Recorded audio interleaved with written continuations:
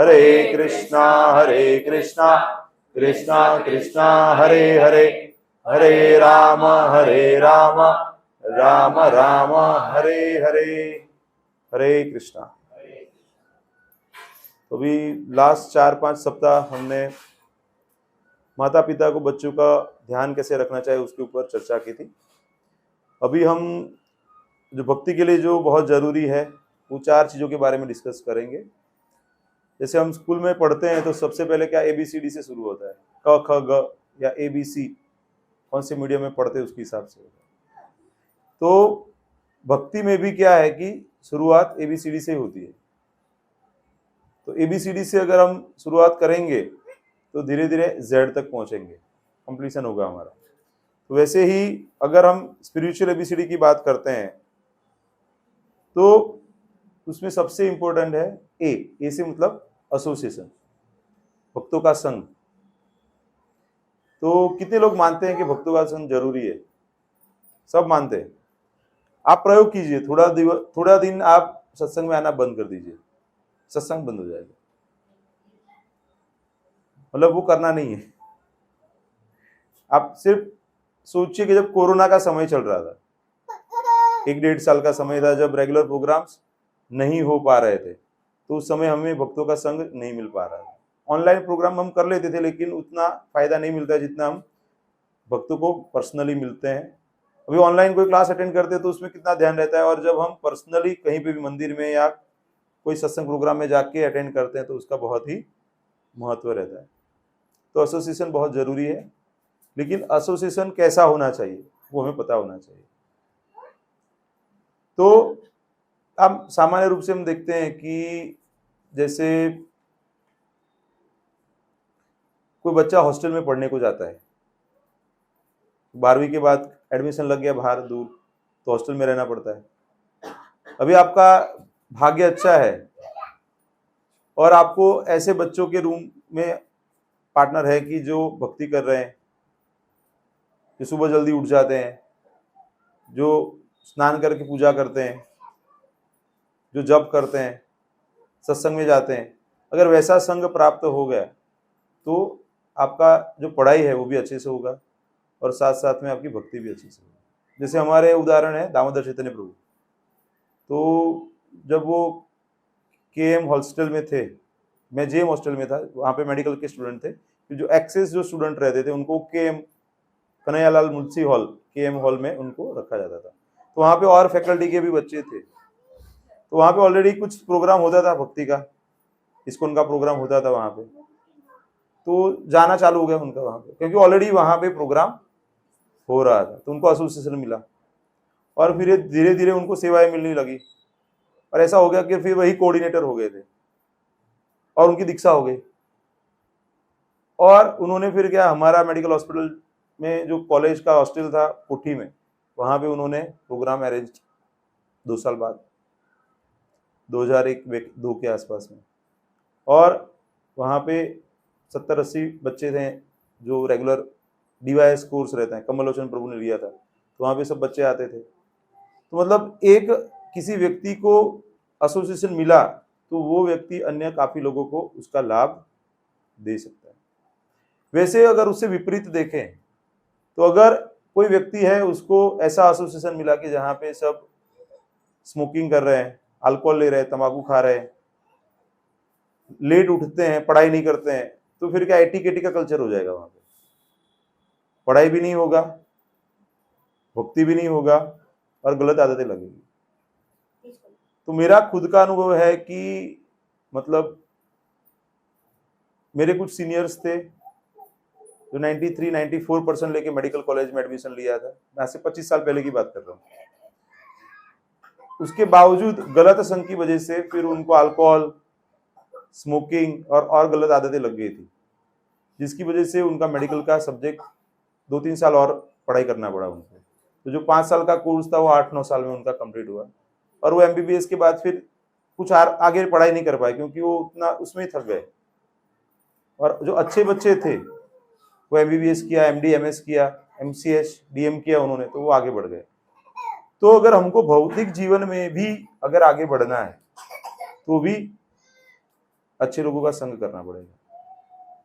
अगर कोई पूछे कि भाई ये व्यक्ति कैसा है तो क्या करना चाहिए, वो कैसे लोगों के साथ उठता बैठता है, वो अगर आप पूछ लेंगे तो समझ में आ जाएगा वो व्यक्ति कैसा है। यू आर वॉट, तो आप कौन है, तो आप जैसे पुस्तक पढ़ते हैं, जैसे लोगों को मिलते हैं, जैसी मूवीज देखते हैं, जैसे लोग जगह की विजिट करते हैं, वैसे आप बनेंगे। तो एसोसिएशन बहुत ज्यादा जरूरी है। जैसे हम देखते हैं कि महाभारत में पांडव 5 थे, लेकिन कुंती महारानी का और एक पुत्र था जिसका नाम था कर्ण।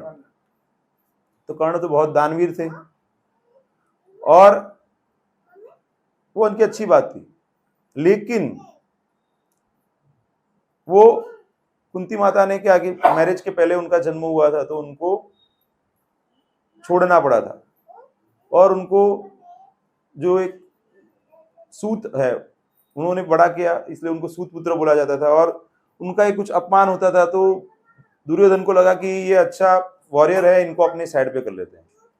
तो फिर दुर्योधन के संग में आ जाते हैं, उनको अंगराज के राजा बना दिया जाता है और वो दुर्योधन के संग में आ जाते हैं। तो उनके अंदर भले ही शुरुआत में अच्छे गुण रहे होंगे, लेकिन जैसे वो दुर्योधन के साथ में आ गए तो फिर उनके हिसाब से उनको चलना पड़ा, और आप देख सकते हैं कि उसकी वजह से महाभारत के युद्ध में उनकी मृत्यु होती है। उस समय पे श्री कृष्ण उनको समझाने के लिए जाते हैं कि आप पांडवों के सबसे बड़े भाई हैं, आपको पांडवों की साइड से युद्ध करना चाहिए। लेकिन आप समझिए कि दुर्योधन और कंपनी का एसोसिएशन इतना लंबे समय तक मिलने के बाद वो ये विचार करना भूल गए कि भाई कौन सा सही बात है। भगवान स्वयं आए हैं, बता रहे हैं उनको कि आपको युद्ध पांडवों की साइड से करना चाहिए और आपको राजा बना देंगे, आप बड़े हो, मतलब इतना ऑफर दे दिया था, लेकिन वो नहीं आए क्योंकि गलत संगत का असर हो गया था, और झूठ सही क्या था उसमें उनको पता नहीं चला था। जब द्रौपदी का अपमान हो रहा था तो वो भी मजाक मस्ती कर रहे थे उनके साथ, अपमान में उनका भाग था। तो हम देख सकते हैं कि जब व्यक्ति गलत लोगों का संग ले लेता है तो उसकी दुर्गति होती है। तो बचने के लिए क्या करना पड़ेगा? अच्छा संग चाहिए। जैसे कई बार भक्त बताते हैं कि कोई पानी में डूब रहा है तो उसको बचाने के लिए क्या करते हैं, रस्सी डाल देते हैं। वो खुद प्रयास करेगा तो नहीं आ सकते, क्योंकि पानी का बहाव इतना तेज रहता है कि उसको खींच लेके जाएगा। तो उसके लिए 3 चीजें चाहिए। सबसे पहला, जो व्यक्ति है वो डायरेक्ट, समझो कि पानी का बहाव ज्यादा है और रस्सी डायरेक्ट खुद देने को प्रयास करेगा, वो भी खींचा जाएगा अंदर। तो कई बार क्या करते हैं, आसपास में कोई पेड़ है तो लंबी रस्सी है तो थोड़ा सा पेड़ के पीछे से करके फिर रस्सी दे देते हैं, तो उनको सपोर्ट रहता है कि वो खुद उसके अंदर खींचे नहीं जाए। तो कुछ सपोर्ट चाहिए आपको। तो सपोर्ट का मतलब क्या है कि ऐसे भक्तों का संग जो भक्ति में स्थित है। 3 प्रकार के भक्तों के बारे में बताया गया है, उत्तम भक्त है, मध्यम भक्त है और कनिष्ठ भक्त है।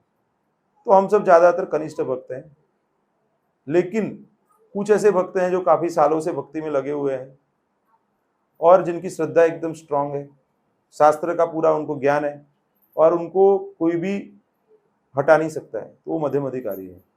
और जो उत्तम अधिकारी हैं वो गुरु के पद पे हैं, बहुत ही उत्तम है, किसी में कोई भेदभाव नहीं करते हैं, लेकिन वो प्रचार के हेतु से वो मध्यम स्तर पे आके प्रचार कार्य करते हैं। जैसे प्रभुपाद जी हैं और काफी सन्यासी हैं, तो ऐसे किसी में भेदभाव नहीं करते, लेकिन हमें सिखाने के लिए वो गुरु के स्तर पे आके मध्यम अधिकारी के स्तर पे कार्य करते हैं। उनको उत्तम अधिकारी वो समझना चाहिए, हमें अपनी सीमित बुद्धि से उनका आकलन करने का प्रयास नहीं करना चाहिए। तो इसीलिए हमें हमारे आसपास अच्छी साधना करने वाले लोगों का संग रखना चाहिए। मतलब क्या है कि अभी आप एक माला करने वालों के भक्तों के संग में रहेंगे तो आप एक माला ही करेंगे, और माला नहीं करने वाले हरि बोल बस इतना बोलने वाले भक्तों के साथ में रहेंगे तो सिर्फ हरि बोल ही करेंगे। होता है ना, बोले कब आप मंदिर जाते हैं? बोले हर एकादशी को मैं जाता हूँ। तो माला कब करते हो? बोले एकादशी पे मैं माला कर लेता हूँ। कितना? तो बोले 2 माला करता हूँ। होता है ना ऐसा? भगवान बताते हैं ना कि जब मृत्यु का समय आएगा और आप मुझे याद करोगे तो आप मुझे प्राप्त करोगे। अंत काले च मामेव स्मरण मुक्त्वा कलेवरम। तो उस समय पे भगवान को याद करना है तो क्या करना पड़ेगा? भगवान का नाम लेना पड़ेगा। वो आगे आएगा, देखेंगे, लेकिन उसके लिए क्या है? साधु संग बहुत जरूरी है। ऐसे बताते हैं कि कलयुग में क्या है? संग शक्ति कलयुग, ऐसे बताते हैं। कलयुग में और कोई पावर हमारे पास नहीं है, हम साथ में रहेंगे। तो भी एक जमींदार के 4 पुत्र थे, तो उनको बोला कि सबको एक एक लाठी दे दिया, बोले इसको तोड़ दो। तो हर एक ने तोड़ दिया लाठी को। फिर बोले कि ये 4 को इकट्ठा कर दो, और 4 लाठी दे दिया। और वो चारों लाठी को बोलो कि अभी आप तोड़ो, तो नहीं तोड़ पाए। तो उन्होंने बताया कि आप 4 साथ में रहोगे तो कोई आपको तोड़ नहीं पाएगा। तो भक्ति में भी अगर आप अकेले रहोगे तो आप उसमें से बाहर आ सकते हो, लेकिन बाकी के भक्तों के साथ रहोगे तो थोड़ा सा क्या है कि आप अपने आप को संयमित कर पाओगे, भक्ति के नियमों को पालन अच्छे से कर पाओगे, और प्रचार कार्य भी अच्छे से कर पाओगे।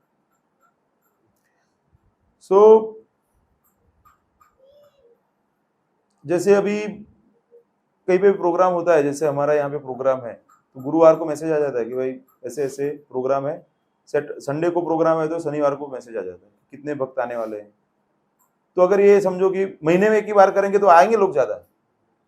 वे हफ्ते में 1 बार 2 बार कर रहे हैं तो इतने लोग आ रहे हैं, क्योंकि कलयुग के जीव है ना, पतित जीव है ना, तो बाकी का आकर्षण जल्दी जल्दी आ जाता है।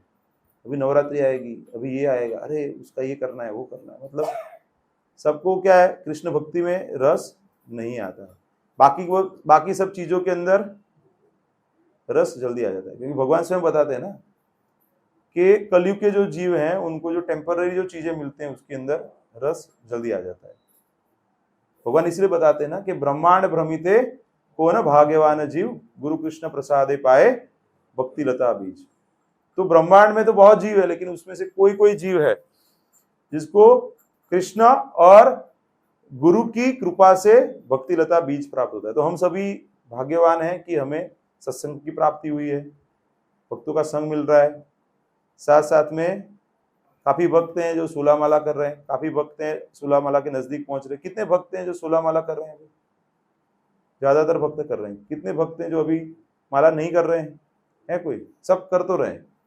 तो अभी जो माला कर रहे हैं उसको थोड़ा थोड़ा बढ़ाइए आप, क्योंकि कलयुग में यही एक धर्म है, हरिनाम संकीर्तन, यही एक धर्म है, और कोई धर्म नहीं है। भगवान स्वयं बताते हैं कि हरिनाम हरिनाम हरिनाम एव केवलम, कलो नास्ति एव नास्ति एव नास्ति गतिरन्यथा, अन्य कोई उपाय नहीं है। तो इसलिए भक्तों के संग में रहेंगे तो ये कर पाएंगे आप। तो आगे बताते हैं कि काफी कम लोग आपको मिलेंगे कि जो शुद्ध जीवन जीते हैं। तो जो भक्त हैं वो अंदर और बाहर से शुद्ध जीवन जीते हैं। आप भक्तों के घर पे जाएंगे तो घर तो क्लीन रहेगा, क्योंकि वो मंदिर रखते हैं, भगवान की सेवा करते हैं, तो वो सब रखेंगे ही, और साथ साथ में आंतरिक शुद्धि भी करते हैं, भगवान की अलग अलग सेवाओं में लगते हैं।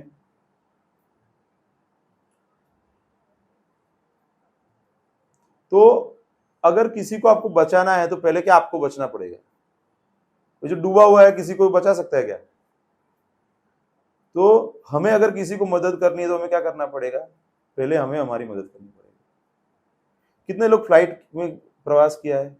हाँ, तो उसमें वो एयर होस्टेस पहले आते हैं ना, फिर बताते हैं ना कि अगर यहाँ पे हवा का दबाव कम हो गया तो ऊपर से ऐसे मास्क आ जाएगा। फिर वो मास्क खुद अपने आप को पहले लगाना है, पहले लगाने के बाद आसपास में मदद करना है। ऐसे नहीं बताते कि पास में पहले मदद करो, नहीं, आप नहीं बचोगे तो क्या करोगे? तो इसलिए आचार्य लोग भी बताते हैं, सब पूर्ववर्ती जो महान हो गए हमारे से पहले, वो बताते हैं कि पहले अपना कल्याण करो। तो क्या बहुत अच्छा पुस्तक वितरण करते हैं, लेकिन पुस्तक पढ़ाई नहीं करते। तो प्रभु कितना पुस्तक वितरण किया? प्रभु जी ये महीने 100 पुस्तक वितरण कर दिया। तो कितना पढ़ाई किया? तो बोले 2 पेज पढ़ाई किया है। ऐसा नहीं करना है, हमें वो पुस्तक भी पढ़ना है जो हम वितरण कर रहे हैं। प्रभुपाद ने हमारे लिए दिए हैं, ऐसा नहीं है कि उसको आप फिर वितरण करते रहो और आप मत पढ़ो। हमें भी पढ़ना है। प्रभुपाद ने बहुत मेहनत की है। तो हमारी जो गलत आदतें हैं वो सब चली जाती हैं। अगर कोई हॉस्टल में रह रहा है और भक्तों के संग में रह रहा है तो बाहर का खाना कम हो जाएगा, उसका मूवी में जाना बंद हो जाएगा और गलत आदतें बंद हो जाएगी, तो उसका उसको फायदा मिलेगा। अर्जुन का उदाहरण लेंगे गृहस्थ के तरीके से हम, तो वो राजा भी थे, क्षत्रिय भी थे, लेकिन भगवान के संग में थे, हमेशा बचे हुए थे। तो आप देखिए कि अर्जुन विषाद योग आता है सबसे पहले, तो अर्जुन बोलते हैं कि भाई ये सब अपने घर के हैं, ये सब मर जाएंगे तो अपनी ट्रेडिशंस बंद हो जाएगी, फिर स्त्रियां दूषित हो जाएगी, वर्ण संकर प्रजा आ जाएगी, पुरखे नरक में चले जाएंगे, ऐसे अलग अलग कारण देते हैं युद्ध नहीं करने के। लेकिन भगवान का एसोसिएशन था तो भगवान उनको सही चेतना में लाते हैं। उसके बाद अर्जुन क्या बोलते हैं कि आप जैसे बताएंगे वैसे ही करूंगा। भगवान बताते मां मनुस्मर युद्ध च, मुझे याद करो और युद्ध करो। तो हमें भी क्या भगवान बताया है कि उनको याद करें और हमारा जो नियत कर्म हमें भगवान ने दिया हुआ है वह हमें करना चाहिए। अभी जो यूथ है यहाँ पे, हमारे कुछ बच्चे हैं, तो उनको बताना चाहेंगे कि अगर आप गलत आदत में लग जाते हैं, किसी की संगत में लग जाते हैं, तो क्या होता है। तो सबसे पहला मनी का लॉस है, क्योंकि गलत आदतें लग जाएगी तो पैसे जाएंगे आप, तो अभी आपका इतना कमाना चालू नहीं हुआ है, पढ़ाई चल रहा है, शुरुआत का लाइफ है। दूसरा ये है कि गलत आदतों की वजह से आपको शरीर को नुकसान होता है, अल्कोहल है, स्मोकिंग है, और गलत आदतों से आपका बॉडी को भी, शरीर को भी नुकसान हो जाता है। फिर डॉक्टर के पास जाना पड़ेगा, डॉक्टर के बिल भी चालू हो जाएंगे। कई बार तो क्या अल्कोहल पीते हैं, आजकल किससे आते हैं, न्यूज़पेपर में आप देखिए, तो उसमें क्या होता है, पुलिस पकड़ के लेके जाती है, तो आपका इज्जत भी चला जाता है। और सबसे बड़ा प्रॉब्लम क्या है, डिस्ट्रैक्शंस, पढ़ाई नहीं हो पाती, जो पर्पस के लिए आप गए हैं वो पर्पस सर्व नहीं होता है। अभी जैसे एक उदाहरण लेंगे कि जैसे कठियारा बोलते हैं ना, वुड कटर, जो लकड़ी को काटता है, अभी वो जॉब चालू किया तो पहले दिन 10 पेड़ काट दिए, फिर दूसरे दिन 8 पेड़ काट दिए, फिर 5 पेड़, तो फिर तो धीरे धीरे कम होने लगे। तो वो सोच रहा कि मेहनत तो उतनी कर रहे हैं, तो पेड़ क्यों कम हो रहा है, उसका जो धार है उसको तेज करना पड़ेगा उसको। तो कई लोग क्या सोचते हैं कि मैं भक्ति में जो समय बिगाड़ रहा हूँ उससे अच्छा है कि मैं पढ़ाई में लगाऊं या मैं ज़्यादा कमा लूँ। लेकिन होता क्या है कि वो समय भक्ति में जो नहीं लगाते वो बाकी गलत चीज़ों में लगता है। तो उससे अच्छा है कि वह समय अगर हम भक्तों के संग में लगाए। एक बार ऐसा लगता है ना, अरे ऑनलाइन रिकॉर्डिंग हो ही रहा है ना, 30 मिनट जाने का 30 मिनट आने का, मतलब 1 घंटे के लेक्चर के लिए 2 घंटा देना है, फिर प्रसाद का आधा घंटा, 2.5 घंटा हो जाएगा। तो कई लोग क्या करते हैं कि वो ऑनलाइन अटेंड कर लेंगे, फिर ऑनलाइन में क्या होता है, ऑनलाइन अटेंड भी नहीं होता है और आप घर पे ही रहते हो और घर पे कुछ और गलत कार्य हो जाता है, मतलब टाइम पास हो जाता है आपका। तो ये सब चीज़ों से हमें बचा रहना चाहिए। इसीलिए भक्त कैसे होते हैं, हंस की तरह होते हैं। भक्ति में लगेंगे तो आप कैसे बन जाओगे, हंस की तरह। हंस कैसे रहते हैं, वो पानी और दूध, तो उसमें से दूध ले लेते हैं, पानी रहने देते हैं। तो भौतिक जगत में भी काफी अच्छी चीजें हैं जो भक्ति में हम लगा सकते हैं, तो उसको पकड़ लेते हैं और उसको भक्ति में लगा देते हैं। जैसे टेक्नोलॉजी है, रिकॉर्डिंग कर रहे हैं, तो ये भौतिक जगत की चीज है, लेकिन उसको भी सेवा में लगा देते। प्रभुपाद जी को बताते थे कि प्रभुपाद आप तो भौतिक चीजों का विरोध कर रहे हैं, तो बोला कि मैं विरोध नहीं कर रहा हूँ, भौतिक चीजों का अपनी इंद्रियों के लिए यूज करना गलत है, लेकिन वही चीजों को अगर आप भगवान की सेवा के लिए लगा सकते हो तो वो अच्छा है, क्योंकि ये सब एनर्जी भगवान की ही है, भौतिक है या आध्यात्मिक, सब भगवान की एनर्जी है। तो अगर भगवान की जो एनर्जी है, भगवान की जो प्रकृति है, उसको भगवान की सेवा में लगाएंगे तो वो गलत नहीं है। इसीलिए हमें गुरु के पास जाना चाहिए। भगवद गीता में भगवान स्वयं बताते हैं कि तद्विधि प्रणिपातेन परिप्रश्नेन सेवया उपदेक्षन्ति ते ज्ञानम ज्ञानिनः तत्त्वदर्शिनः। तो जब हम गुरु का संग करेंगे, गुरु के पास जाएंगे, तो गुरु हमें क्या करेंगे, ज्ञान प्रदान करेंगे। और उनके पास कैसे जाना चाहिए, नम्र होकर जाना चाहिए, प्रश्न पूछना चाहिए, सेवा करनी चाहिए। जब ऐसे हम गुरु के पास जाएंगे तो गुरु क्या करेंगे, उनको पास जो ज्ञान है वो हमें प्रदान करेंगे। और अगर हम भक्तों के संग में नहीं रहेंगे तो क्या कौवे जैसे हो जाएंगे, दुर्जनों के संग में रहेंगे तो कैसे हो जाएंगे। कौवा कुछ भी खाता है ना, अब देखा है कौवा कहीं पे भी चोंच मारता है वो, लेकिन हंस है ऐसे करते हैं, हंस देखेंगे एकदम क्लीन रहेंगे ऐसे, और ये गंदी जगह पे रहेगा। तो संग करेंगे ऐसे हम बनेंगे। तो एसोसिएशन इज वेरी इंपॉर्टेंट। अगर आप देखेंगे कि उपदेशामृत में भी 2 श्लोक आते हैं, तो जो 2 नंबर का श्लोक है उसमें क्या बताते हैं, अत्याहार प्रयासश्च प्रजल्पो नियमाग जनसंगश्च लोल्यश्च षड्वीर भक्ति विनश्यति।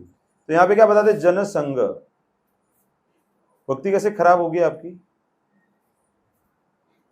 भौतिकतावादी लोगों का संग करेंगे तो आपकी भक्ति खत्म हो जाएगी। और दूसरे श्लोक में क्या बताते हैं, तीसरे वाले श्लोक में, कि 6 चीजों से, उसमें बताते हैं संग त्यागात सतो वृत्ते। तो संग जो है, असत संग है, उसको त्याग करना है। तो मतलब 2 बार बता रहे हैं। क्या बताया, पहले में क्या बताया, जंग संग, और दूसरे के अंदर क्या बताया, संग त्यागात सतो वृत्ते। तो भार दे रहे हैं वही चीज के ऊपर कि आपको बहुत ध्यान रखना चाहिए कि दुर्जन लोगों का संग, सामान्य भौतिकतावादी लोगों का संग। अभी हमारे एक मित्र हैं, डॉक्टर मित्र हैं, न्यूरोलॉजिस्ट हैं, डॉक्टर मिहिर पारेख करके हैं। उनके पिताजी हैं वो दीक्षित भक्त हैं, मायातीत कृष्ण प्रभु करके हैं, 67-68 एज है प्रभु जी की। तो मिले थे मुझे, तो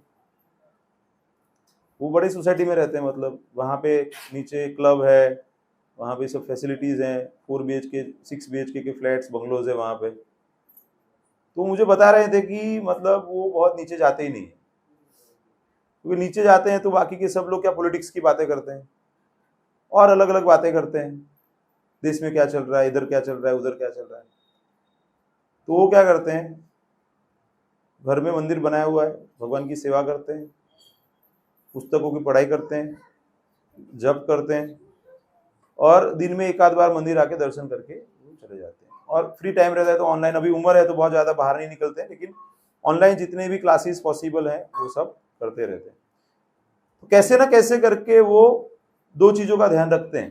पहला क्या है, अच्छे भक्तों का संग प्राप्त करें, और साथ में ध्यानपूर्वक दुर्जन लोगों का या जो भौतिकतावादी हैं उन दोनों का संग त्याग करना है, असत संग त्याग। तो 2 चीजें जीवन में करनी चाहिए। एक, कृष्ण प्राप्ति के लिए जो जरूरी है वो सब चीजों को स्वीकार करना चाहिए, और दूसरा क्या है, जो चीजें हमें भगवान की भक्ति से दूर लेके जा रही है वो सभी चीजों को हमें त्याग देना चाहिए। तो एसोसिएशन के ऊपर किसी को कोई डाउट है, कोई प्रश्न है, क्लियर है? इसीलिए तो आप आ रहे हो, क्योंकि आपको अनुभव है कि आएंगे तो बचे रहेंगे। कई बार ऐसा हो जाता है कि अभी 1 आध हफ्ता नहीं जाते हैं तो बहुत गैप हो जाता है। 1 हफ्ता मतलब क्या है, 15 दिन का गैप हो जाता है आपका। तो इसीलिए गैप नहीं होना चाहिए। अभी दूसरा जो बी है, एसोसिएशन, मतलब A for association, B for books. तो अभी मैं 5 साल पुणे था, 2007 से 2012 तक। तो उसके पहले बड़ौदा में मैंने DYS 2002-03 में किया हुआ था। फिर मैं सत्संग में जाता था, फिर वहाँ पे मैं गया तो वहाँ में मैंने फिर से 2007 में DYS किया, डिस्कवर योरसेल्फ, जो 6 डे कोर्स रहता है। फिर उसके बाद वहाँ पे पॉजिटिव थिंकर, प्रोएक्टिव लीडर, ऐसे अलग अलग, उसके बाद प्री भक्ति शास्त्री, ऐसे अलग अलग कोर्सेज रहते हैं। तो कई बार क्या रहता है कि हम कुछ पुस्तक पढ़ के नहीं समझ पा रहे हैं, तो हमें इसलिए बेसिक कोर्स रखते हैं कि जिसकी वजह से थोड़ा सा बेसिक समझ में आ जाए, उसके बाद फिर हम भगवत गीता समझ पाए, भागवतम को अच्छे से हम एप्रिशिएट कर पाए। जैसे हम भगवत गीता पढ़ते हैं तो भगवत गीता में भगवान बताते हैं ना कि देहो नस्मिन यथा देहे कौमारम यौवनम जरा। तथा देहांतर प्राप्ति स्थिरस्तत्र न मुह्यति। तो भगवान दूसरे अध्याय में क्या बताते हैं कि जैसे हम कुमार अवस्था, फिर यौवन अवस्था, फिर वृद्धावस्था और उसके बाद मृत्यु के बाद में हम दूसरा शरीर प्राप्त करते हैं, तो जो धीर व्यक्ति है उससे मोहित नहीं होता। भगवान आगे छठे अध्याय में बताते हैं कि युक्त आहार विहारस्य युक्त चिष्टस्य कर्म, तो सब चीजें आपको बैलेंस में करनी चाहिए। अगर आप सब चीजें बैलेंस में नहीं करेंगे तो भगवान को प्राप्त नहीं कर पाएंगे। और लास्ट में भगवान क्या बताते हैं, सर्वधर्मान परित्यज्य मामेकम शरणम व्रज अहम त्वाम सर्व पापेभ्यो मोक्षयिष्यामि। तो जब हम बुक पढ़ेंगे तब हमें पता चलेगा कि भगवान हमसे क्या चाहते हैं। ऐसे हम सिर्फ टीवी सीरियल देखेंगे या यूट्यूब को देखेंगे तो क्या होगा, उसमें तो कुछ भी बता दिया रहेगा। शास्त्र में क्या है वो कब पता चलेगा, जब हम खुद पढ़ेंगे। इसलिए प्रभुपाद जी ने जब भगवत गीता का अंग्रेजी में अनुवाद किया तो उसको लिखा Bhagavad Gita as it is, यथारू तेना मूल रूपे जसी आए तसी अवबुदु लपीच। ऐसा क्यों लिखना पड़ा उनको, भगवत गीता तो बहुत मिल रही है ना। तो ऑथेंटिक कब होती है कि जब वो पुस्तक गुरु परंपरा में किसी ने लिखा हो। तो जो 4 संप्रदाय हैं, कौन कौन से संप्रदाय हैं, कुमार संप्रदाय है, फिर श्री संप्रदाय है, फिर रुद्र संप्रदाय है और ब्रह्म संप्रदाय। तो ब्रह्मा जी से एक लीनियज चालू हुआ, एक शिव जी से हुआ, कुमार जी से हुआ और 4 कुमार से हुआ और एक लक्ष्मी जी से हुआ। तो जो 4 संप्रदाय उसमें से जो आ रहे हैं वो ऑथेंटिक है। तो हमें पता चलेगा, हम पढ़ाई करेंगे तो पता चलेगा ना कि हम जो फॉलो कर रहे हैं सही कर रहे हैं कि गलत कर रहे हैं। नहीं तो क्या हो जाएगा, कोई भी आपको उल्लू बना के लेके जाएगा। होता है ना आजकल चीटिंग होता है ना, फ्रॉड। तो आपको पता होना चाहिए कि आप जो फॉलो कर रहे हो वो सही कर रहे हो कि नहीं कर रहे हो। तो इसीलिए हमें क्या करना पड़ेगा, पुस्तक पढ़ना पड़ेगा। और भगवत गीता में भगवान क्या बताते हैं कि जन्म कर्म च मे दिव्यम एवं यो वित्ति तत्वतः त्यक्ता देहम पुनर्जन्म नैति मामेति सोर्जुन। तो मेरे जन्म और कर्म दिव्य है, उसको जो अच्छे रूप से जान लेता है उसको दूसरा जन्म प्राप्त नहीं होता है। तो जन्म और कर्म कहां पे दिए हुए, भागवत में दिए हुए। तो जब हम भागवतम पढ़ेंगे तो भगवान की जो लीला है, भक्तों के साथ भगवान के जो आदान प्रदान है, भक्तों ने कौन कौन सी तपस्या की, भगवान के भक्तों ने कैसी प्रार्थना की, वो सब हमें पता चलता है। जैसे आप देखेंगे कि शास्त्र पढ़ते तो हमें ये मृगारी का उदाहरण आता है। कितने लोगों को पता नहीं है मृगारी का उदाहरण, सबको पता है? कितने लोगों को पता नहीं, हाथ ऊपर करो। अच्छा, कुछ लोगों को पता नहीं। तो ये मृगारी है, वो शिकारी था, तो वो पशुओं को क्या आधा मार के छोड़ देता था, तो छटपटाते थे। तो नारद मुनि देखते तो उनको तो बहुत अनुकंपा है, तो वो बोलते कि आप मार दो इसको, ऐसे क्यों करते हो? तो बोले मेरे पिताजी ऐसे करते थे तो मैं भी ऐसे ही सीखा हूं। तो बोले ये काम ही क्यों करते हो आप? तो मेरा भी व्यवसाय, मुझे और कुछ आता नहीं है। जो कसाई रहते हैं ना वैसा, मतलब उनको और कुछ आता नहीं तो वही काम करते हैं परंपरागत। तो नारद मुनि बोले कि आपको खाने पीने की व्यवस्था चाहिए ना, मैं कर दूंगा, आप ये बंद कर दो। तो वो अपना शिकार का जो साधन सामग्री नष्ट कर देते हैं और उनको फिर इनिशिएशन कर देते हैं और उनको माला दे देते हैं। फिर वो तो जो मृगारी है वो क्या है, भक्त बन जाते हैं और उसके बाद वो भगवान की सेवा पूजा करने लगते हैं, शिकार करना बंद कर देते हैं। तो लोगों को पता चलता है अरे ये तो भक्त बन गए नारद मुनि के आने के बाद। तो सब लोग क्या भक्त के घर पे जाते हैं तो क्या करते हैं, कुछ गिफ्ट लेके जाते हैं, खाना पीना, फ्रूट लेके जाते हैं, अनाज लेके जाते हैं। अभी भी ट्रेडिशन है गांव में, आप देखें मंदिर जाएंगे तो लोग क्या कुछ लेके जाएंगे, अकेले खाली हाथ नहीं जाएंगे। तो उनको तो ज्यादा होने लगा, तो उसमें से क्या प्रसाद वितरण चालू हो गया। वहां पे वो इस्कॉन का सेंटर बन गया। पहले नारद मुनि ने उस समय पे बना दिया था, अभी नाम इस्कॉन हमने अभी दिया है, उस समय से चालू है प्रसाद वितरण। तो प्रसाद वितरण चालू कर दिया है तो और लोग आने लगे, अरे ये तो इतने उच्च भक्त हैं कि इकट्ठा भी नहीं कर रहे, जो एक्सेस है वो तुरंत ही बांट देते हैं। तो उससे क्या समझ में आता है कि ऐसे बड़े साधु का संग हो जाता है ना तो शुद्धि हो जाती है। कुछ सालों के बाद पर्वत मुनि और नारद मुनि वहां से निकल रहे हैं। तो नारद मुनि बोले कि अरे एक मेरा शिष्य है, इधर जरा देख के जाते हैं कि कैसा चल रहा है उसका। तो वहां पे जब पर्वत मुनि और नारद मुनि को देखते हैं मृगारी दूर से, तो जंपिंग करते करते आते, कूद कूद के आ रहे। पर्वत मुनि पूछ रहे आप कैसे क्यों आ रहे, चल के क्यों नहीं आ रहे? तो नीचे चींटियां है, मर जाएगी। अभी वो पहले पूरा मारता भी नहीं था, उसको छटपटाने देता था, उसमें से उसको आनंद आता था। और अभी वो चींटियों को भी नहीं मारता है। आप में से कितने लोगों का अनुभव है कि आपके अंदर भी दया का प्रभाव हुआ है? अभी अनुभव है कि नहीं? तो उसका मतलब क्या है कि आप भक्ति कर रहे हो। अगर आपके अंदर ये प्रभाव नहीं आया तो और भक्ति की जरूरत है। तो एक गुण अंदर से आएंगे, शुद्धि का गुण आएगा, तपस्या का गुण आएगा, सब धीरे धीरे प्रकट होंगे। किसी में कोई गुण पहले प्रकट हो जाएगा, तो उनके अंदर वो गुण प्रकट हो गया। तो कहने का मतलब क्या है कि वो संग का प्रभाव है। और अगर जब हम पुस्तक पढ़ेंगे तो ऐसे ऐसे कथाएं सुनेंगे हम कि प्रहलाद महाराज की लीला क्या है, फिर ध्रुव महाराज की लीला क्या है, कुंती महारानी की प्रार्थनाएं क्या है, फिर अजामिल की कहानी क्या है। तो ऐसे सब हम पढ़ेंगे तो क्या होगा, हमारी चेतना भी शुद्ध होगी और हमें भी भक्ति करने की इच्छा प्रबल हो जाएगी। तो इसलिए हमें क्या करना चाहिए, पुस्तक वितरण भी करना चाहिए और पुस्तक पढ़ाई भी करना चाहिए।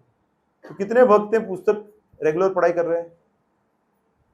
कितने भक्त हैं जिनको इच्छा है पुस्तक रेगुलर पढ़ना है?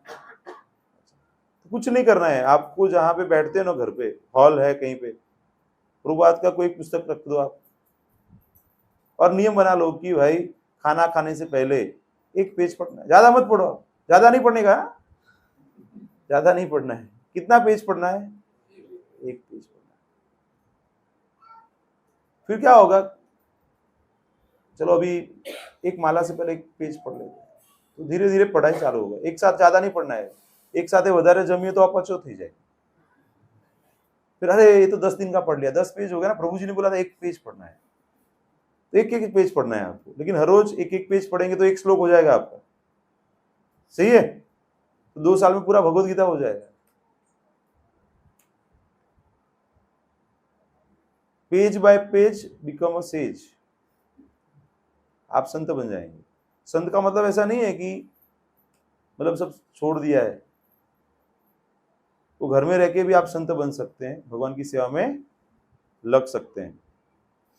तो सबसे पहला है साधु संघ एसोसिएशन, दूसरा है बुक्स। पुस्तकें बहुत इंपॉर्टेंट है। रूपा जी बताते हैं बुक्स आर द बेसिस। रूपा ने सबसे बड़ा कार्य क्या किया है मानवता के लिए? रूपा ने अपनी पुस्तक दी।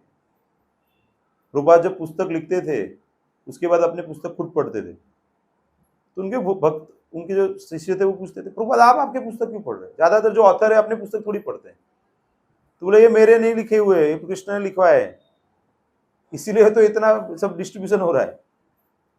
प्रभुपाद के नहीं है, प्रभुपाद तो माध्यम बने हैं, कृष्ण ने उनको स्वयं बोले ऐसे पर्सनली मुझे लिखवाया है ऐसे। तो आप समझ सकते हैं कि प्रभुपाद कितने उत्तम भक्त रहेंगे जब भगवान स्वयं आके उनको चुना कि आप प्रचार कीजिए। और हम कितने धनी हैं, बोलते ना अरे हमारा दादा तो बहुत जोरदार, हमारा दादा ना दादा बहुत जोरदार, तो हम भी बोल सकते हैं ना अरे हमारे गुरुजी के गुरुजी तो अरे बहुत प्रचार किया ऐसे। लेकिन क्या आता है, गुरुजी के गुरुजी का बोलते अरे मेरा ग्रैंडसन और करेगा, तो हमसे भी ऐसे अपेक्षा रख रहे हैं कि हम भी उनका पुस्तक पढ़े। और इसलिए एक बुक है अवर फैमिली बिजनेस करके, तो अपना फैमिली बिजनेस क्या है? पुस्तक वितरण है। तो जितना पुस्तक वितरण करेंगे, प्रचार करेंगे अलग अलग तरीके से, जैसे आप कर सकते हैं कीजिए, तो उससे फायदा क्या मिलेगा कि आपकी भक्ति बनी रहेगी और जो लोग भक्ति में आएंगे उनका भी आशीर्वाद आपको प्राप्त होगा। अभी जैसे आप प्रवचन में आते हैं तो मैं आपको बोलता हूँ ना मुझे भी आशीर्वाद दीजिए, तो आपके आशीर्वाद से मैं भक्ति में बना हुआ हूँ। अभी जैसे मैं प्रचार में नहीं लगूंगा तो फिर क्या करूंगा, और कोई कार्य में लगूंगा। तो कैसे ना कैसे करके हमें प्रचार में लगना जरूरी है। तो बुक्स वेरी इंपॉर्टेंट। फिर तीसरा क्या है? C for chanting, chanting of the Hare Krishna mahamantra. तो ये संकीर्तन आंदोलन किसने चालू किया? चैतन्य महाप्रभु ने चालू किया, आज से 500 साल पहले चालू किया। चैतन्य महाप्रभु कौन है? स्वयं कृष्ण राधा रानी के भाव में। तो अभी कल का दिन कौन सा है? राधा अष्टमी है, बहुत पवित्र दिन है। कौन ज्यादा महत्व का है, राधा जी महत्व के कि कृष्ण? क्यों? क्योंकि उनकी कृपा के बिना कृष्ण प्राप्ति शक्य नहीं है। तो हमें क्या करना चाहिए? उनकी कृपा प्राप्त करनी चाहिए। अगर उनकी कृपा प्राप्त नहीं होगी तो कृष्ण की कृपा प्राप्त। तो जो हरे कृष्ण महामंत्र है उसके अंदर क्या आता है? हरे कृष्ण और राम। हरे का मतलब है भगवान की अंतरंग शक्ति है, हरे मतलब भगवान की शक्ति है। कृष्ण भगवान स्वयं है, राम भी भगवान ही है। राम मतलब राम बलराम भगवान ही है, अभिन्न है वो। तो जब हम ये माला करते हैं तो क्या बोलते हैं? हरे कृष्णा कृष्णा कृष्णा हरे हरे, हरे राम राम राम हरे हरे। तो हम भगवान को प्रार्थना करते हैं कि हमें आपकी सेवा में लगाइए। तो एक प्रार्थना के रूप में है। तो फिर भगवान क्या करते हैं? कोई भक्तों को भेज देते, प्रभु जी ये सेवा है, माता जी ये सेवा है। तो आपको समझना चाहिए कि भगवान ने सुन लिया।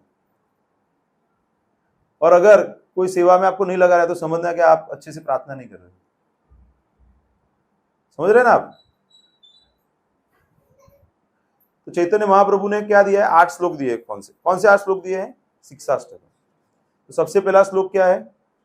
चेतो दर्पण मार्जनम भव महादावाग्नि निर्वापणम श्रेयः कैरव चंद्रिका वितरणम विद्यावधू जीवनम आनंदाम्बुधिवर्धनम प्रतिपदम पूर्णामृत स्वादनम सर्वात्मस्नपनम परम विजयते श्री कृष्ण संकीर्तनम।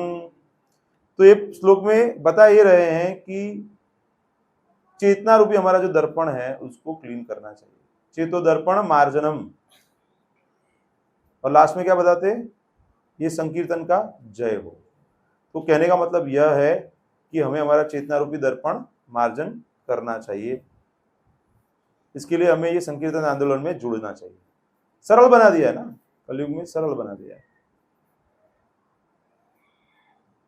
दूसरे श्लोक में क्या बताते हैं? नाम कारी बहुधा निज सर्वशक्ति स्तत्रार्पिता नियमितः शरणेन कालः एतादृशी तव कृपा भगवन् ममापि दुर्दैवमिदृशमिहार्जनिनानुरागः। तो यहाँ पे भगवान क्या बताते हैं कि भगवान आपने अनेकों नामों में बहुत कृपा दी हुई है, लेकिन अभी मुझे रुचि नहीं हो रही है।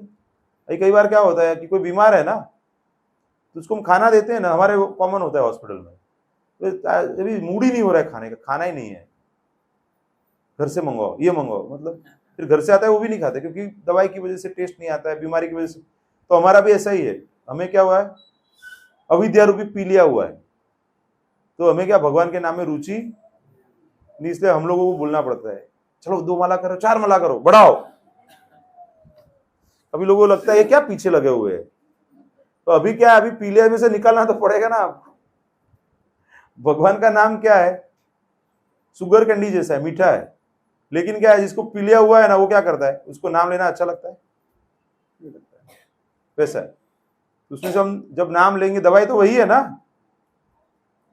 दवाई तो वही है, तो करना पड़ेगा। फिर आगे भगवान बताते हैं तृणादपि सुनीचेना तरोरपि सहिष्णुना अमानिना मान देना कीर्तनीय सदा हरि। तो अभी सदा कीर्तन कैसे करना है यहाँ पे बताते हैं। सदा कीर्तन कब कर सकते हैं? तृणादपि सुनीचेना, तिनका है उससे भी अपने आप को नीचा, तिनके के ऊपर कोई भी चल के जाए तो उसको कोई फर्क नहीं गिरता है। लेकिन हमारा क्या ईगो बहुत है, इसलिए हमें प्रॉब्लम आता है। मने आओ कीधु, मने आओ कहीं से ना सके। हमारे क्या काफी इन्फ्लेटेड ईगोज है, तो कोई ईगो को टच कर देता है तो प्रॉब्लम हो जाता है हमारा। तृणादपि सुनीचेना तरोरपि सहिष्णु, वृक्ष से ज्यादा सहनशील होना चाहिए। अमानिना, मान की इच्छा नहीं रखनी चाहिए, फिर भी मान देना चाहिए, मान देना। अगर ऐसा स्तर आ जाएगा तो हम सदा कीर्तन कर पाएंगे। अभी हम नहीं कर पा रहे, उसका मतलब क्या? ये दुर्गुण है हमारे अंदर, 4 दुर्गुण है, तो इसमें से हमें बाहर आने का प्रयास करना चाहिए। फिर आगे बताते हैं न धनम न जनम न सुंदरीम कवितां वा जगदीश कामये मम जन्मनि जन्मनीश्वरे भवताद् भक्तिरहैतुकी त्वयि। यहाँ पे बताते हैं कि न धनम न जनम न सुंदरीम, फॉलोअर्स नहीं चाहिए, न धनम न जनम, धन नहीं चाहिए, सुंदर स्त्री नहीं चाहिए, आपका कोई प्रशंसा करे वो नहीं चाहिए, सिर्फ मुझे आपकी भक्ति चाहिए। जन्मदार हर एक जन्म में, मतलब ऐसा नहीं कि ये जन्म में हो गया फिर मुक्ति दे दो भगवान, बहुत भक्ति हो गया अभी, बहुत हो गया अभी, अभी क्या करना है, मुक्ति दे दो शांत, ऐसा नहीं। एक जन्म के बाद हर एक जन्म में यहाँ पे रहूं या भगवान आपकी इच्छा हो तो आपके धाम में आ जाओ, लेकिन मुझे भक्ति चाहिए और कुछ चाहिए। तो यहाँ पे हम समझ सकते हैं कि भगवान के नाम के अलावा कोई उपाय नहीं है। और सबसे लास्ट क्या है, डी, डी मतलब डाइट। और कुछ लोग बताते हैं धामवास भी बताते हैं, लेकिन प्रभुपाद ने क्या बताया हमें कि जहां पे भक्तों का संग है वही धाम है, क्योंकि हमारे लिए प्रैक्टिकली पॉसिबल नहीं है कि सब छोड़ छाड़ के हम धाम में जाके पूर्ण रूप से, हाँ अगर कोई उम्र वाले हैं और सब उनका निवृत्त हो गए तो वो फिर वृंदावन मायापुर में रह सकते लंबा समय तक, लेकिन बाकी सामान्य लोगों के लिए पॉसिबल नहीं है। तो हम क्या यात्रा के लिए जा सकते हैं, लेकिन डी फॉर डाइट, प्रसाद, वो तो हर रोज लेना ही है। ये शरीर ऐसे बना हुआ है कि उसको चाहिए, तो भगवान ने क्या व्यवस्था की है। ये जो पहला श्लोक है शिक्षा अपना उपदेशामृत में, उसमें क्या है, वाचो वेगम मनसः क्रोध वेगम जीवा वेगम उदर उपस्थ वेगम एतान वेगान यो विषहेत धीरः सर्वामपि मां पृथ्वीं स शिष्यात्। तो क्या बताते, वाचो वेगम, बोलने का वेग। अरे मुझे बोलना बहुत अच्छा लगता है, तो मैं क्या करता हूँ, कृष्ण के बारे में बोलने का प्रयास करता हूँ, तो अपना क्या बोलना भी हो जाता है, प्रचार भी हो जाता है, और सामने वाले को भी फायदा हो जाता है। अभी कोई भी मिलता है, पेशेंट भी मिल जाता है, रिलेटिव भी मिल जाता है, जूनियर डॉक्टर भी मिल जाता है, तो सबको यही बताना है, जा रहे देखो काय करो कृष्ण उपदेश, उसको कृष्ण उपदेश करते हैं। तो अपना बोलने की इच्छा है तो क्या करना है, कृष्ण के बारे में बोलना है। तो बोलने की तो सबको इच्छा होती है, कोई है ऐसा जिसको बोलना अच्छा नहीं लगता है, मौन रहना बहुत कम लोगों को पसंद है, सबको बोलना अच्छा लगता है। तो अपने बारे में नहीं बताना है, कृष्ण के बारे में बताना है। वाचो वेगम मनसः, मन का वेग, क्रोध वेगम, फिर क्या बता, जीवा वेगम उदर उपस्थित। तो जीवा वेगम आया यहाँ पे, जीवा का दो कार्य है, क्या है, बोलना और प्रसाद ग्रहण। उसको खाना अच्छा अच्छा चाहिए, बोलना अच्छा अच्छा नहीं है, उसको कुछ भी बोलना है। इसलिए क्या करना है हमें, आपको भगवान को ऑफर करके प्रसाद के रूप में कृपा को प्राप्त करना चाहिए। तो जब हम वो जो भोग बनाए भगवान के लिए उसको प्रसाद के रूप में प्राप्त करते हैं, तो क्या होता है, भगवान की कृपा हमें प्राप्त होती है और हमारी इंद्रियों की शुद्धि होती है। और उसकी वजह से क्या होता है कि धीरे धीरे हमारी बाकी की इंद्रियां हैं वो भी धीरे धीरे शुद्ध हो जाती है। जैसे काफी भक्त मैंने देखे हैं कि वो सिर्फ प्रसाद ही प्राप्त करते हैं, मतलब उपवास कर लेते नहीं, तो ऐसे भी भक्त रहते हैं। तो एटलीस्ट आप प्रयास कीजिए कि एज फार एज पॉसिबल प्रसाद ही प्राप्त कीजिए, तो उससे क्या होगा कि आपकी चेतना सही बने रहेगी। अभी कुछ पढ़ना चाहूंगा मैं आपके लिए।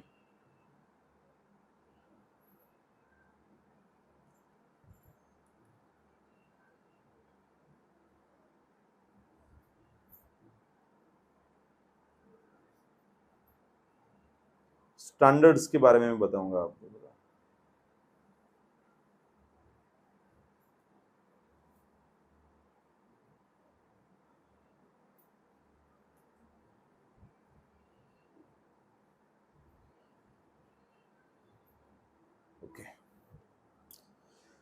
सो प्रभुपाद जी बता रहे हैं किचन स्टैंडर्ड के बारे में, प्रसादम की जो बात चल रही है, तो ऐसे बताते हैं कि कभी भी जो किचन है जहाँ पे भगवान के लिए भोग बनाने की व्यवस्था है वहां पे कभी भी भोजन प्राप्त नहीं करना चाहिए, वहां पे खाना नहीं चाहिए।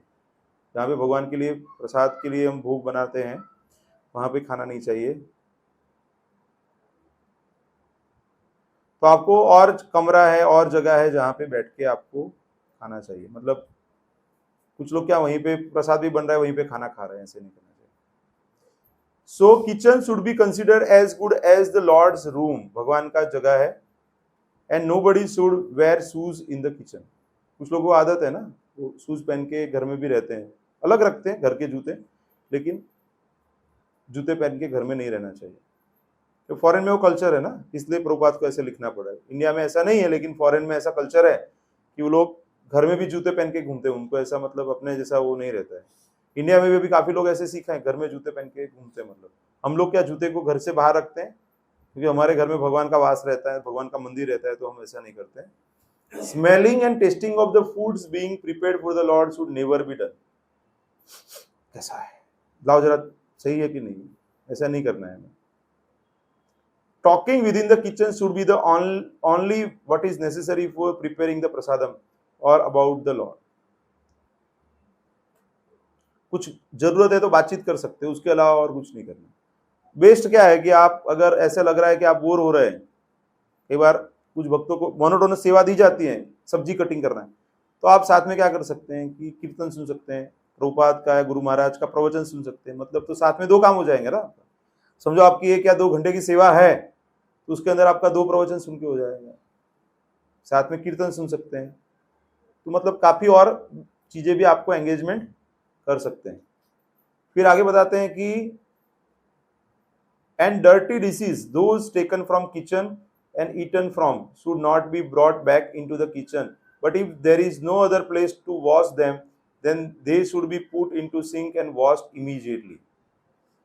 प्रभुपाद जी का एक उदाहरण है कि प्रभुपाद जी फॉरेन में थे, तो रात को एक बार उठे और किचन में जाके सब क्लीन करने लगे, तो बाकी के भक्त जागे, आवाज हुआ तो प्रभुपाद आप क्या कर रहे हैं?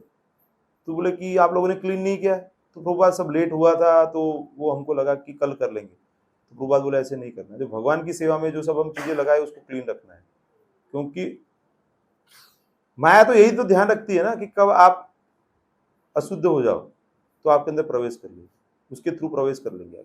तो इसलिए शुद्धि का नियम करना बहुत जरूरी है। आगे बताते हैं कि hand should always be washed when preparing prasadam and in this way everything shall be prepared very cleanly. And तो दोनों तरीके से है, बाहरी रूप से भी और अंदरी रूप से, मतलब चेतना भी आपकी सही होनी चाहिए। तो आज हमने डिस्कस किया कि आध्यात्मिक एबीसीडी क्या है। A for association of devotees, sadhu sangha. B for books, पुस्तक पढ़ना चाहिए। कितने लोग अभी रेगुलर पढ़ेंगे? प्रयास करेंगे, पढ़ना नहीं, प्रयास करना। प्रयास तो कर सकते हैं ना सब लोग, प्रयास करेंगे, हाथ ऊपर करो, प्रयास करने के लिए हाथ ऊपर करो। हाँ, जो अनपढ़ हैं वो सुन सकते हैं, जिनको कई बार क्या है, या फिर चश्मा का नंबर ज्यादा है, पढ़ने में दिक्कत हो रही है, उम्र वाले होता है, 70-80 के एज में होता है, नेचुरल है, वो लोग क्या कर सकते हैं, 2-4 घंटा, कितना, 1 घंटा पढ़ना है, और अगर पढ़ नहीं सकते तो कितना घंटा, 2-3 घंटा सुनना है। कितना घंटा सुनना है? हाँ, तो आप तय करो आपको 1 घंटा पढ़ना है कि 2 घंटा सुनना है। दोनों कर सकते हैं आप, ऐसे नहीं है, पढ़ भी सकते हैं, अगर समय ज्यादा है, अवकाश है आपके पास, तो आप दोनों कर सकते हैं। तीसरा क्या है? चैंटिंग। अगर आप एक्टिव लाइफ में हैं तो 16 माला मिनिमम करना चाहिए, और अगर आप रिटायरमेंट लाइफ में हैं तो आप जितना ज्यादा माला करें अच्छा है। जैसे प्रभु जी कर रहे हैं, 32 माला कर रहे हैं।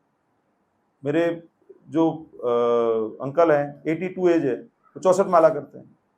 फ्री है तो वो ज्यादा माला करना चाहिए, क्योंकि वही आपका रक्षण करेंगे। क्योंकि आपको जितना आसक्ति भगवान के लिए, कितने लोग रिटायर्ड है यहाँ पे, कितने लोग हैं जिन जॉब नहीं कर रहे अभी, मतलब रिटायर्ड है, तो लोगों को ज्यादा माला करना चाहिए, क्योंकि आपके पास थोड़ा बहुत फ्री समय बचा रहता है। वो फ्री समय को आपको सही रूप से यूटिलाइज करना चाहिए। और डी मतलब डाइट, प्रसादम, ठीक है। किसी को कोई डाउट है, प्रश्न है तो पूछ सकते हैं, नहीं है, क्लियर है? तो भी नेक्स्ट टाइम से क्या पढ़ेंगे हम लोग?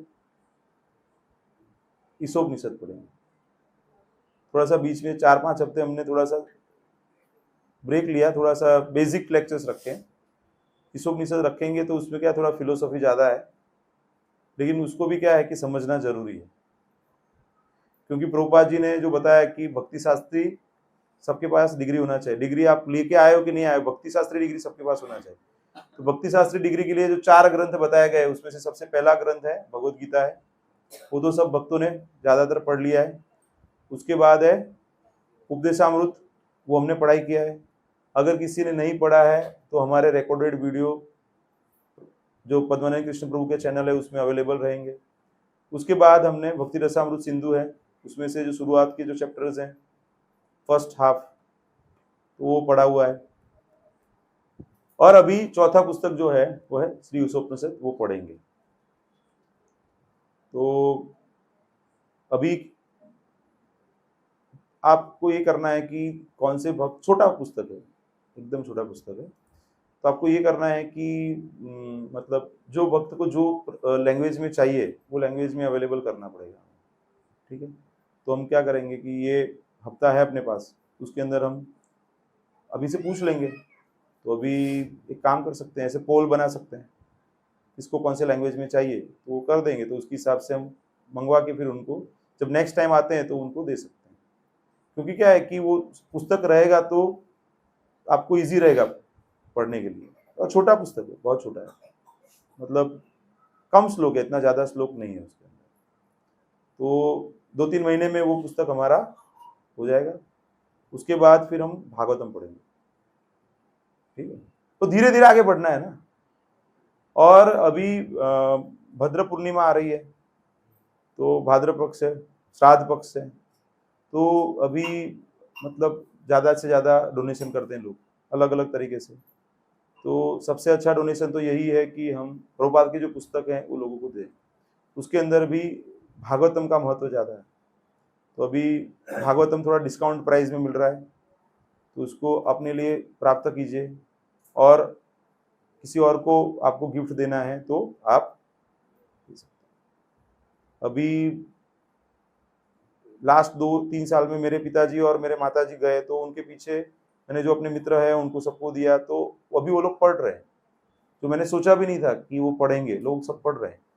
तो मतलब आप सबसे पहले क्या कीजिए, अपने आप को गिफ्ट दीजिए, और उसके बाद आपके सगे संबंधी मित्र है उनको भी आप गिफ्ट दे सकते हैं। ऐसे हम कई बार क्या रहता है कि कुछ बर्थडे है, ऐसा है, तो हम क्या करते हैं 2000, 5000, 10,000 की चीज देते हैं कि नहीं, नजदीक का संबंध है तो कितने लोग देते हैं ऐसे। तो उसके बदले क्या दीजिए, भगवत गीता दीजिए। ज्यादा अमाउंट का है तो भागवतम दीजिए आप, तो वो और पूजा करके दीजिए। अगर आपको ऐसा लग रहा है तो आप भक्त को ले सकते हैं, भक्त वहां पे आएंगे, भक्त आके वहां पे भागवतम की पूजा करेंगे और उनको पूरा सेरेमनी बना के उनको पूरा प्रॉपर तरीके से उनको, क्योंकि भागवत और भगवान अभिन्न है, अलग नहीं है, एक ही है, तो वो आप उनको दे सकते हैं। तो जिन लोगों को भागवत प्राप्त करना है वो भी अपना नाम दे सकते हैं। और भागवत घर में आएगा तो उसके बाद आप पढ़ेंगे ना, नहीं रहेगा तो क्या पढ़ेंगे। तो अभी आपको क्या है कि थोड़ा समय है अभी आपके पास 15-20 दिन का, तो उसके अंदर आप तय कर लीजिए। ठीक है, हरे कृष्ण।